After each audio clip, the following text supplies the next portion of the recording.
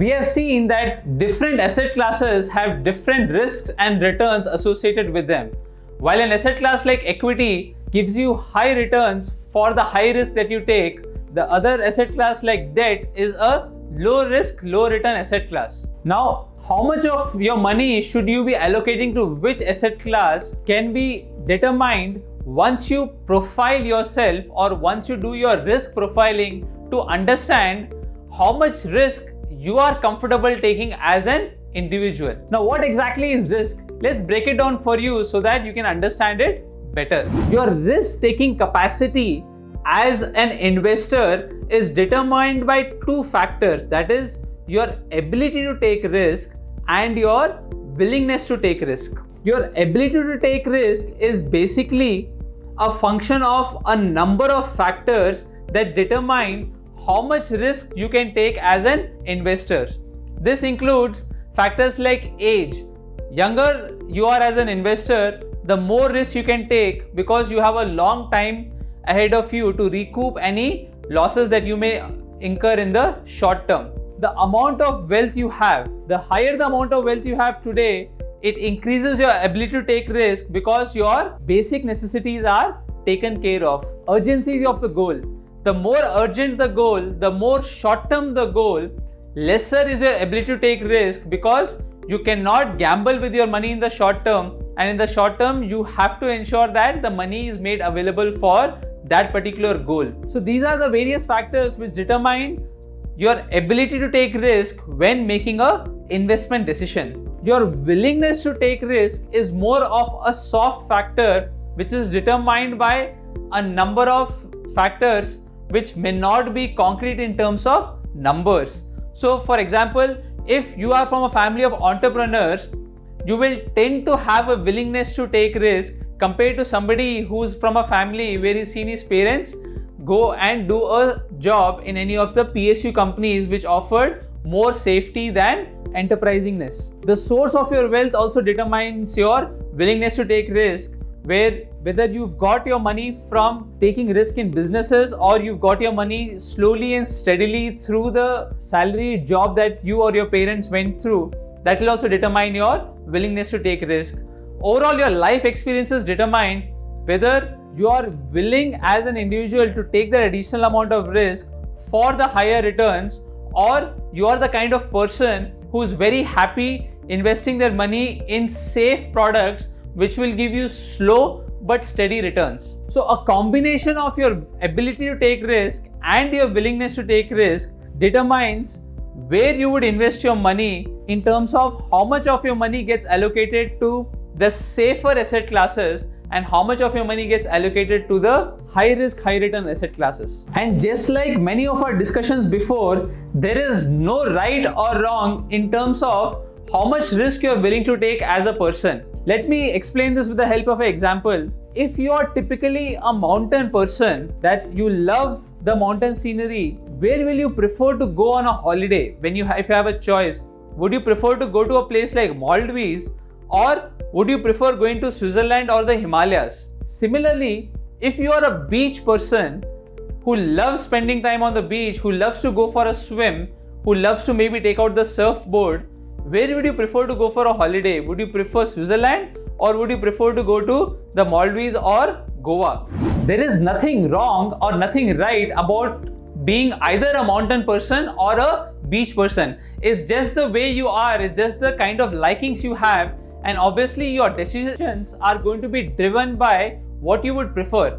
So if you are a slow and steady return person, there is nothing wrong in choosing that path. And if you are somebody who wants to be more aggressive with their investments, again there is nothing wrong in choosing that path. The challenge comes when both of you come together as a couple and you need to make joint investment decisions.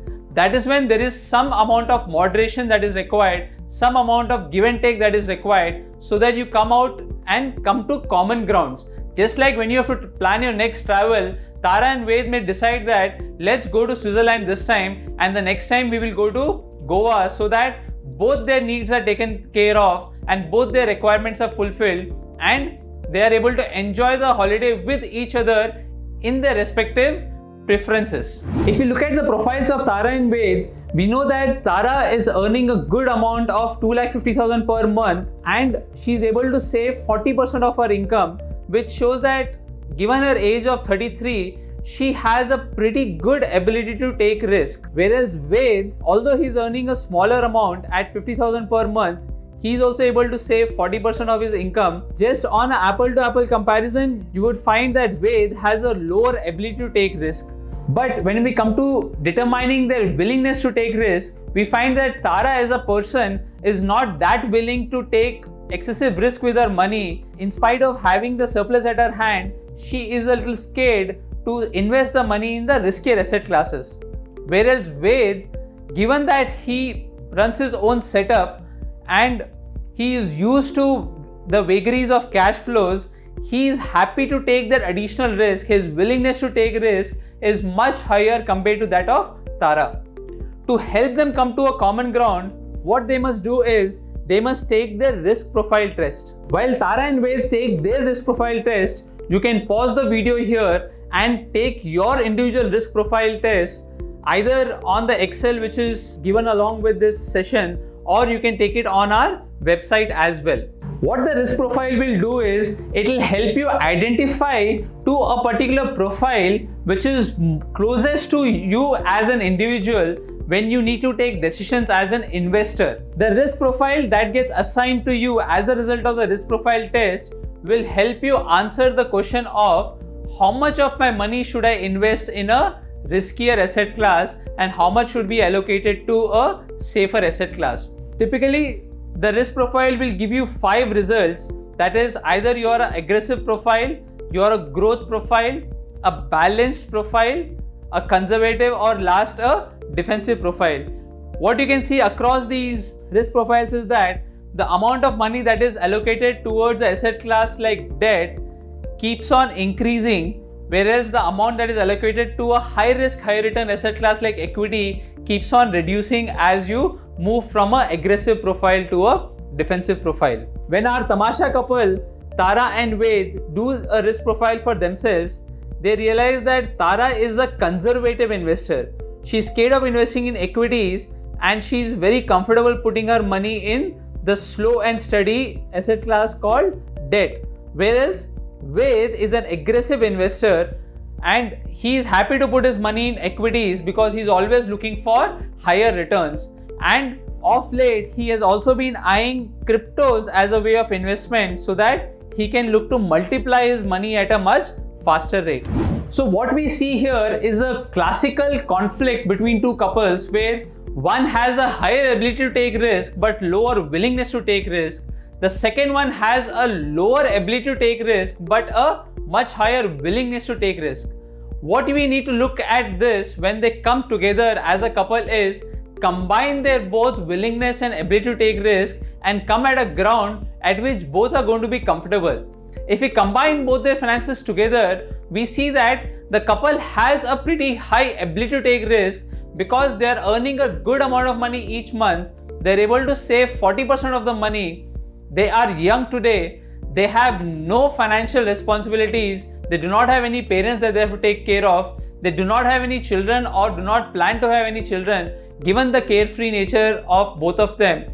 Given all these factors, they definitely have a much higher ability to take risk. When coming to the willingness part, while she has a lower willingness, he has a higher willingness, they need to have a talk together and come at a common ground which will work for both of them as a couple together. So when they sit together and take the risk profile test once again, this time as a couple and answering all the questions together, what they get as a result is that they are risk profiled together as a growth couple. While individually Ved is risk profiled as an aggressive person and Tara as a conservative person, together, given that they have a very high ability to take risk and their willingness to take risk was pushed up by a notch after they had the discussion with each other with respect to how they should grow their money, how they should invest their money. They profile themselves as a growth investor wherein they are able to invest more than 60% of their money towards equities.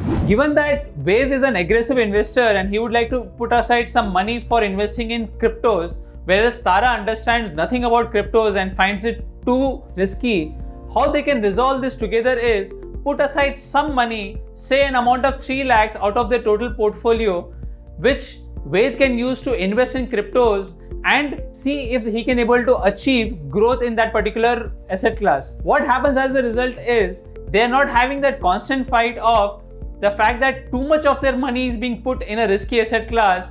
Neither Ved is constantly thinking what are the ways in which he can pull out more money from the portfolio and allocate to an extremely volatile asset class like cryptos. By having a small amount of money out of their total portfolio allocated towards cryptos, they are able to kind of ring fence the rest of their portfolio, which is investing in a mix of debt and equity, and a very small portion put aside in cryptos to see if they are able to make some money out of that asset class. From the Tamasha couple, let's move to the other end of the spectrum, which is the K3G couple, where we have a sole earner and Anjali is a homemaker. In this case, Rahul is a sole earner and he's the one who takes calls on where the money should get invested. Anjali has little knowledge about investments and she is happy playing the role of a homemaker. But what is important here is she completely trusts what Rahul is doing, and Rahul in turn ensures that whatever decisions he makes is with respect to the kind of products they are investing in, the kind of risks that he is taking with his money, he lets her know on a very regular basis so that she is aware of the fact that so much of their money is invested in a high risk asset class and so much of their money is in the low risk, low return asset class. With respect to doing a risk profile, when the K3G couple did a profiling, they turned out to be a balanced couple. Rahul as a family man understands that he has a lot of responsibilities and he does not want to take too much risk with his money, and he finds that Anjali also is very comfortable with them being a balanced couple in terms of the fact that about half their money is being invested in a high risk, high return asset class like equity, and the rest of it is getting into a slow and steady earner in debt. So the K3G couple land up taking a slower path to wealth creation because they have identified themselves as a balanced couple compared to the Tamasha couple, which is a aggressive profile couple. As we've said before, there is nothing right or wrong about being either of the risk profiles that we've had, and it's just about how comfortable you are as an individual, how comfortable you are as a couple in your investment journey when taking decisions of how much exposure you have towards the high risk, high return asset classes.